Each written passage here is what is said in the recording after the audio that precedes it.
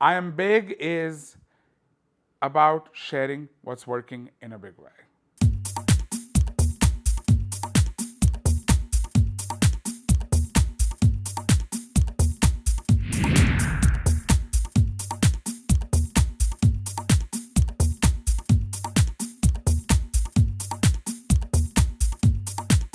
Kareem strongly believes in expressing himself through performance. He started to look at different aspects of nightlife around him to find a space where he could comfortably do so. Let us see where his search took him and how this has inspired others to be themselves. Please welcome Kareem to the I Am Big show. How are you? Welcome, Kareem. Welcome, Kareem. Welcome, the beautiful, colorful, vibrant, radiant, and a dear friend, Kareem, to the show. Welcome. So, why orange juice? Why orange juice? Oops. Why orange juice? It keeps me healthy. I get sick here and there, so it just keeps me, clean, healthy, cleansed. I have personally been very inspired by you. Being in Chicago, seeing what you're doing, it is amazing because it always allows us to be ourselves and have a lot of fun. Dancing in an environment created by your work, which lets us be ourselves and also lets us do South Asian dances and things like that is beautiful. But obviously that started with a journey with you. Mm-hmm. So I would love, and I'm sure our viewers would love to hear about your journey. What were the challenges? Why did you feel a need to create something? Well, I started Jeho, which is a queer Bollywood night at a bar called Big Chicks in Uptown Chicago. It's a fun bar and it's a fun night, everybody. Yeah. It's incredible, but I moved to Chicago expecting to find it already. So Where did you move from? I moved from Western Massachusetts, small town. But I used to go to New York City just to have a gay life there, because small town, there's very little dating or community. So I'd go all the way to New York City, which was 5 hours away, crash with a friend, but go out hard. It's good to have friends in New York City. Yeah. Makes it more doable to visit and cheaper. Yeah. But what I'd found in New York was this party called Sholay, which Sholay is the name of a famous Indian movie from the 70s. Yes. But it's sort of a gay cult classic. And so they titled it Sholay, and they had this incredible party with 400 men and women and transgenders and queens dancing. And the first time I went, I saw this drag queen do Mardala from Devdala. Right. So, but she, it was incredible. I was small town, not small town, but I just moved to the U.S. from Ghana, West Africa, and I never expected to see an Indian drag queen. And I said, okay, fine. When I go to graduate school, which is why I moved to Chicago, I'm moving to a big city. There will be a big queer South Asian scene for me to find, And I got here and there wasn't. Mm-hmm. And then there was a couple of young guys who were starting Tricone just at the time I moved here in 2008.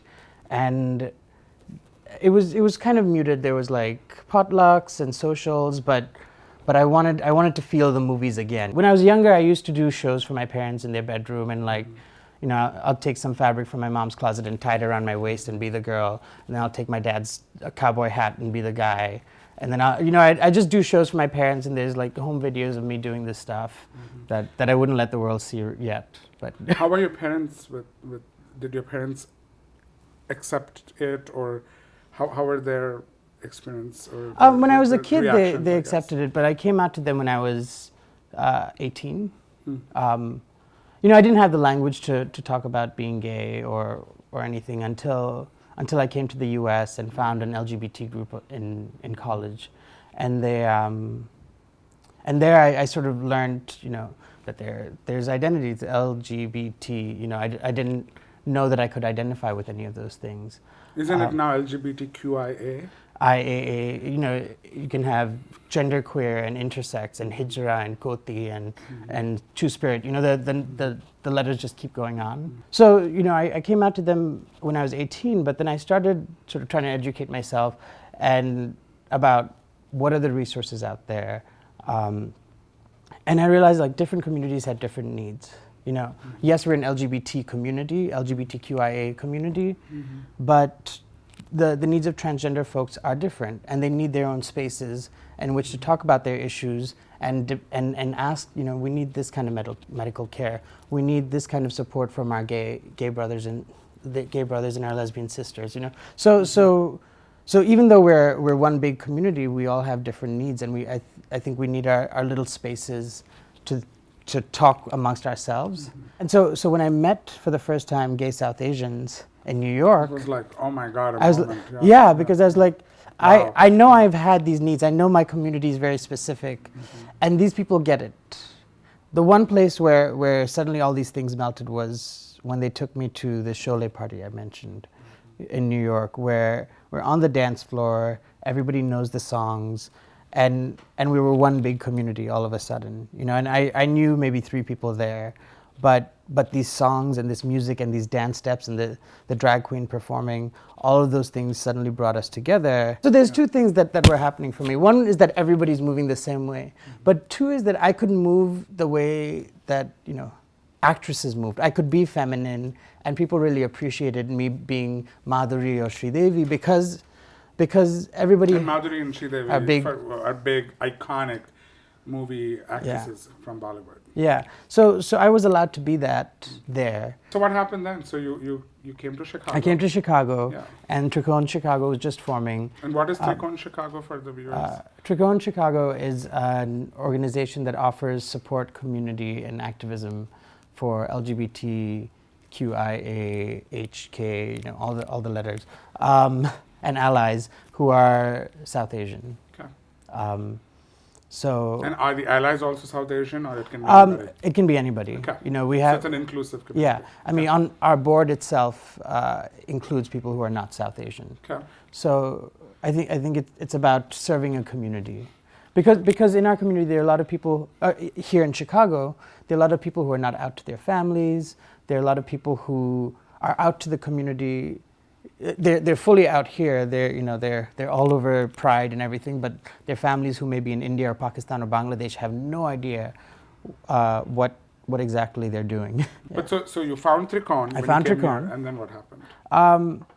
And I was just sort of hanging around. There was a leadership, and somewhere about 5 months in, I said, I kind of want to get involved. And they're like, yeah, sure, we need more people. We don't really know what we're doing. It was just a bunch of random individuals who came together to start this. I used to talk about how much I loved these parties in New York. And they said, well, we should start one here. I was like, yes, let's do that. They said, okay, you do that. And I was like, okay. You do that. And I was like, I used to go out in Chicago, but I didn't know the scene. I didn't, and all I knew was Boys Town. Boys Town was the easiest. So I asked a friend of mine if I was going to do a queer South Asian night in Chicago, where do I start? And so he talked about Big Chicks, which is a bar in Uptown. And he said that bar has done so much for its own community in Uptown. So I was like, okay, I'll go meet the manager. And when I met her, the first thing she said to me was, this is the bar where Sangat used to meet. Sangat is the organization that preceded Trikone. And she said, I loved that community, and you're all welcome here. That's nice. And this is where you should do the party. And hence Jeho was born. Yeah. So we started the party there, and the first party, at the door they recorded about 600 people who had come in throughout the night just to see what it was. They didn't stay the whole time, but the bar was like, we've never had a Friday night like this. Do it again. I'd mentioned that I'd seen this drag show and it really moved me in New York, and I felt like there needs to be a show at Jeho. Like, absolutely has to be a show, and I couldn't find anyone to perform. I was like, I didn't. You do it. Back to the and so it's like, and someone's like, well, you do it. You do it. Yeah. I was like, okay, yeah. So I developed a drag character. I actually developed her for a play I was doing, and then brought her to Jeho. But her name is Lahore Vajistan. I decided to perform, and I didn't know how to do drag, and I went on YouTube, and the first time I did it, I had like a completely white face because I didn't know the difference between foundation and powder, and it was really hideous. But the thing is that people loved it because they hadn't seen it, and because they understood the songs, and because they, you know, Big Chicks has this bench. They don't have a stage. They just have this bench that I perform on, and I'm looking out into the crowd, and I can see 200 people staring at me, but the faces that are lit up are all these South Asians who are like, I know that song. Yeah. You know, they're singing along, or they're smiling because they recognize what's going on in front of them, and it feels familiar. And I can spot them, you know, I can spot them doing this, like singing along with the song. And it's really like, you know, when you're on stage, and I've been performing for a while, but when you get an audience response, when you can feel the audience there in the room with you, it's amazing. You know, it's this high, it makes you just want to give more as you're doing it. I mean, I was nervous as hell. You know, I did shots and shots just to like calm myself down to get on there in front of a room of gay men that I don't know. But that first performance was just the best. And I was like, you know, I don't, it's not that I love to act like a woman, but there's something really valuable about it. And I'm going to keep doing this for my community. My community, which includes LGBT South Asians, but it includes all those people who sort of appear in the audience and find solidarity in that moment of just watching the same thing and cheering and screaming. And so as I've continued to do drag, I'm less self-conscious about, you know, having hairy arms or, you know, wearing a wig. I like wear saris, and I'll still be a feminine, but not try to be a woman, because, you know, with this much hair, I can't. What was really the valuable experience for yourself, and what do you think is for others? It's the valuable experience for myself is people coming up to me after and saying, you know, I did Sri Devi's Hava Havai, and someone came up to me and said, I remember sitting on my grandmother's lap and watching her on screen, and that's where you took me. You know, you took me back there. And so to be able to take people back to where they were, in the gay club, so to make the gay club somewhere that people remember their home, you know, it's to be at home when you're amongst a bunch of shirtless, hairy men, and to be dancing and understand this music. You said that you didn't expect me to cry, and I didn't expect me to cry. But this, you know, when people tell me they feel at home, if you can remember your grandmother in that space, that's value. That's what valuable is. In the U.S., in Chicago, in Uptown, and if you can remember and being yourself and still being able to connect from where you come from and feel good about who you are and have fun doing it is what you have created. And you know, it's we do this once every 2 or 3 months, so 4 or 5 times in a year. So to have that opportunity to bring these spaces together is important to me. And so the way we validate each other when we meet each other is so important. And I think that's the work that I'm trying to do as I go forward, is to get people to meet and to validate their experiences, because we're not alone. We don't have to be alone in the work that we do. And we don't have to be alone in the way we are, because we absolutely are part of the bigger equation that the world is. So thank you. Thank you for coming to our show. I think to everybody watching today,